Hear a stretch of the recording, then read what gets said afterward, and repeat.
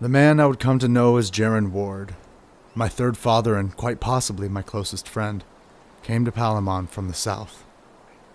I was just a boy, but I'll never forget his silhouette on the empty trails as he made his slow walk into town. I'd never seen anything like him. Maybe none of us had. He'd said he was only passing through, and I believed him, still do, but life can get in the way of intent, and often does. I can picture that day with near perfect clarity. Of all the details, though, every nuance, every moment, the memory that sticks in my mind is the iron on Jaron's hip. A cannon that looked both pristine and lived in, like a relic of every battle he'd ever fought hung low at his waist, a trophy and a warning.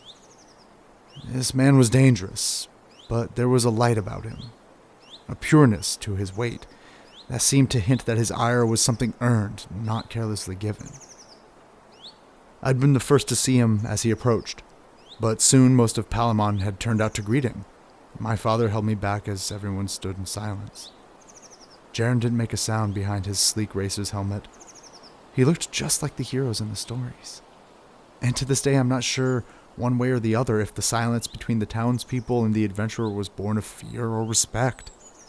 I'd like to think the latter, but any truth I try to place on the moment would be of my own making. As we waited for Magistrate Loken to arrive and make an official greeting, my patience got the best of me, and I shook free of my father's heavy hand and made the short sprint across the court, stopping a few paces from where this new curiosity stood. A man unlike any other. I stared up at him, and he lowered his attention to me. His eyes behind that thick, tinted visor of his headgear. My sight quickly fell to his sidearm. I was transfixed by it. I imagined all the places that weapon had been, the horrors it had endured. My imagination darted from one heroic act to the next. I barely registered when he began to kneel, holding out the iron as if an offering, but my eyes locked onto the piece, mesmerized. I recall turning back to my father and seeing the looks on the faces of everyone I knew. There was worry there. My father slowly shaking his head as if pleading with me to ignore the gift. I turned back to the man I would come to know as Jaron Ward, the finest hunter this system may ever know, and one of the greatest guardians to ever defend the Traveler's Light. And I took the weapon in my hand.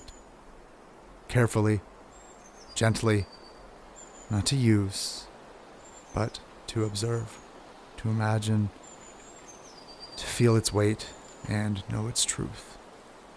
That was the first time I held last word, but unfortunately, not the last.